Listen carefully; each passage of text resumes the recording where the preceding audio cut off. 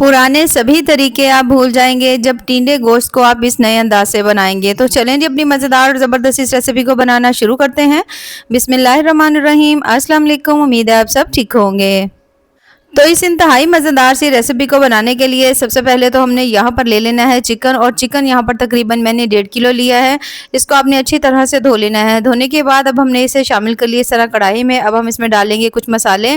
तो सबसे पहले तो मैं इसमें शामिल कर रही हूँ नमक। नमक जो है यहाँ पर आपने इसमें 1 चम्मच डाल देना है, ठीक है। आधा चम्मच आपने जो है ना हल्दी डाल देनी है। लाल मिर्च आप अपने टेस्ट के हिसाब से भी डाल सकते हैं। तो मैं यहाँ पर इसमें आधा चम्मच जो है ना इसमें लाल मिर्च के ऐड कर रही हूँ।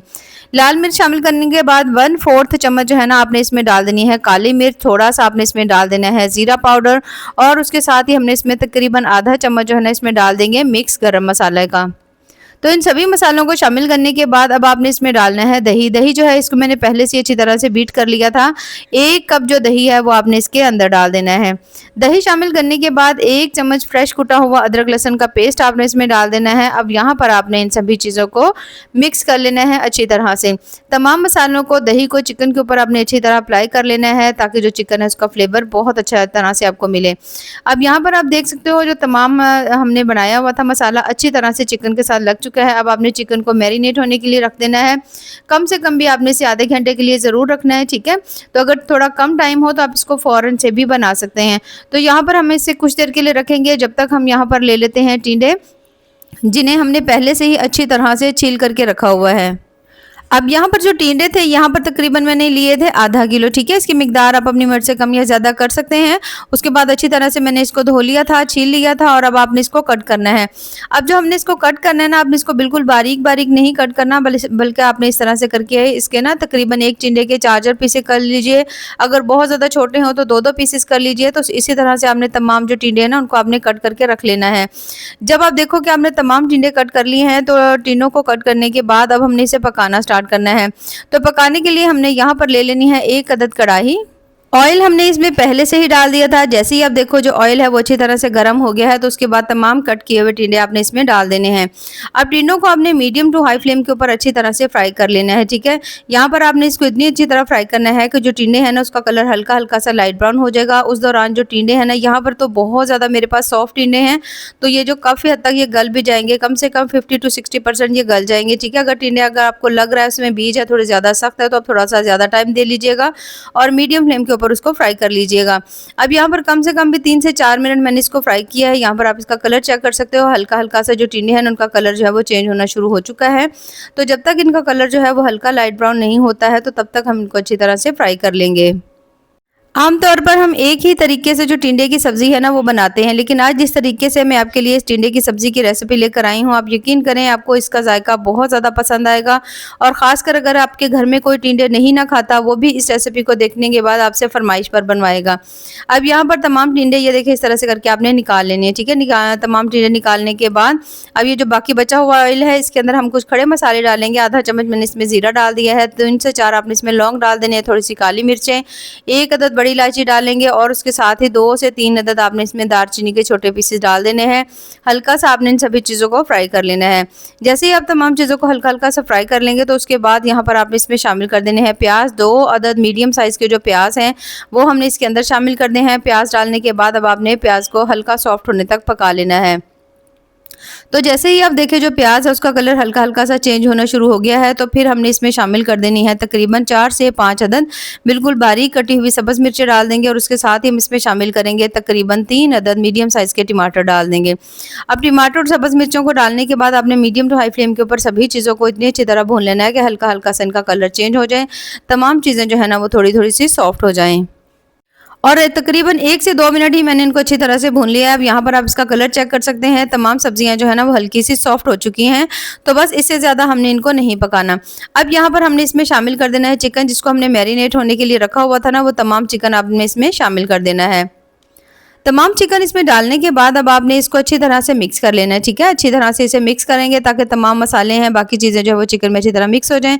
जब आप तमाम चीज़ों को अच्छी तरह से मिक्स कर लेंगे तो फिर हमने इसे पकने के लिए रख देना है कम से कम भी 3 से 4 मिनट के लिए।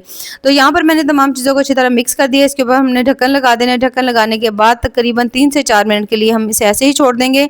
यहाँ पर जो फ्लेम है वो आपने हाई रखनी है। अब यहाँ पर तकरीबन मैंने इसे 3 मिनट के लिए रखा था। आप यहाँ पर देख सकते हो बहुत अच्छी तरह से माशाल्लाह जो चिकन है वो पकना शुरू हो चुका है और इसके अंदर पानी की मिकदार भी काफ़ी है। कुछ हमने इसमें दही डाला था, कुछ टमाटर का पानी है, कुछ चिकन का अपना भी पानी है, तो आपको इसमें एक्स्ट्रा पानी डालने की ज़रूरत नहीं पड़ेगी। बल्कि आपने सबसे पहले तो इसको 5 मिनट हाई फ्लेम के ऊपर, उसके बाद आपने इसको हल्की फ्लेम के ऊपर कम से कम भी 10 मिनट के लिए पका लेना है, जिससे जो चिकन होगा ना कम से कम भी 90% तक बहुत अच्छी तरह से गल जाएगा। अब यहाँ पर आपने ले लेना है एक अदद चॉपर और जो टींडे हमने ठंडे होने के लिए रखे हुए थे, आप देख सकते हो बहुत अच्छी तरह से ठंडे हो चुके हैं, गर्म बिल्कुल नहीं है। तो अब आपने ये तमाम जो टींडे हैं ना इस तरह से करके आपने चॉपर में डाल देने हैं।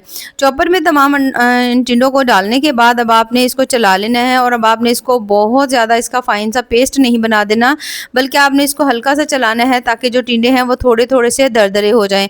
अगर आपके पास चॉपर हो तो ठीक है, नहीं तो जो जूसर वाला जो जग होता है ना उसमें भी आप इसको हल्का सा चला सकते हैं। यानी हमने इसको दरदरा करना है, आपने इसका फाइन पाउडर बिल्कुल नहीं बनाना, हल्का हल्का सा नजर है जैसे हम प्याज को चॉप करते हैं ना, सेम उसी तरह से आपने जो टिंडे हैं उनको आपने चॉप कर लेना है। अब यहाँ पर आप देख सकते हो इनको मैंने अच्छी तरह से चॉप कर लिया, हल्के से टिंडे भी नजर आ रहे हैं लेकिन बहुत अच्छी तरह से ये चॉप भी हो चुके हैं, यानी बहुत ज्यादा पेस्ट भी नहीं बना, दरमियाने से हैं। अब जो चिकन है यहाँ पर इसे पकते हुए तकरीबन 10 मिनट हो चुके हैं। ठीक है, जब चिकन इस तरह से पक के तैयार हो जाए तो अब आपने इसको मीडियम फ्लेम के ऊपर अच्छी तरह इसकी भुनाई करनी है, ताकि जितने भी हमने इसके अंदर मसाले शामिल किए थे उनकी सभी की ज़बरदस्ती इसके अंदर से खुशबू आना स्टार्ट हो जाए। अब यहाँ पर चिकन को भूनना इसलिए भी ज़रूरी है क्योंकि हमने चिकन को स्टार्ट में बिल्कुल भी नहीं भूना है, हमने चिकन को सभी मसालों के साथ ऐसे ही डाल दिया था ताकि जो चिकन है वो अच्छी तरह से गल जाए।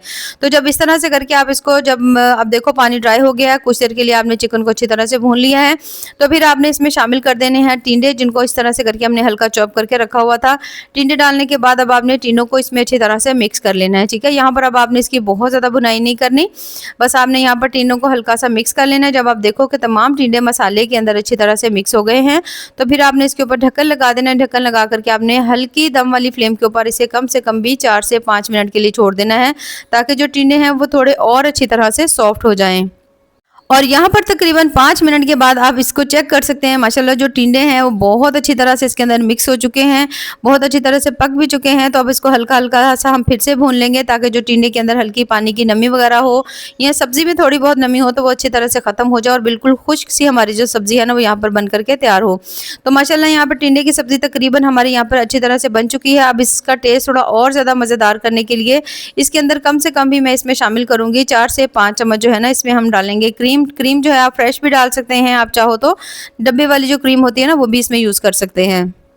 अब जैसे ही अब क्रीम शामिल कर लेंगे उसके बाद हमने इसमें शामिल कर देना है थोड़ा सा धनिया। धनिया डालने के बाद ढक्कन लगा देंगे और बिल्कुल हल्की दम वाली फ्लेम के ऊपर 1 से 2 मिनट के लिए छोड़ देंगे। अब यहाँ पर आप देख सकते हो माशाल्लाह तकरीबन 1 से 2 मिनट हमने इसको हल्की दम वाली फ्लेम के ऊपर छोड़ा था और बहुत ज़्यादा मज़ेदार से यहाँ पर चिकन और टिंडे की जो सब्ज़ी हमारी यहाँ पर बन करके तैयार हो चुकी है। अब यहाँ पर आपने जो क्रीम है ना इसको आपने अच्छी तरह से इसके अंदर सब्ज़ी के अंदर मिक्स कर लेना है। अब यकीन करें अगर आप इस तरह से टिंडे की सब्ज़ी बनाते हैं तो ये बहुत बहुत ज़्यादा टेस्टी बनती है, एक इसका आपको अलग ही टेस्ट मिलेगा। और ख़ासकर घर में अक्सर लोगों को सब्ज़ी नहीं पसंद होती, तो जब आप चिकन को टिंडे की सब्ज़ी के साथ इस तरह से पकाएंगे तो सभी आपसे बहुत ज़्यादा शौक से और मांग मांग कर खाएंगे। तो यहाँ पर हमने इसे निकाल लिया है प्लेट में और यहाँ पर आप देख सकते हैं माशाल्लाह बहुत ही ज़्यादा टेस्टी इंतहाई मज़ेदार सी टिंडे की सब्ज़ी हमारी यहाँ पर बन चुकी है। तो आप भी इसे ज़रूर ट्राई करिएगा और ट्राई करके हमें कमेंट्स में ज़रूर बताइएगा कि आपको हमारी आज की जो रेसिपी है वो कैसी लगी। तो ऐसे ही मज़ेदार ज़बरदस्त और टेस्टफुल सी रेसिपीज़ के लिए चैनल का विजिट ज़रूर करें। बाकी दुआओं में याद रखिए। अल्लाह हाफिज़।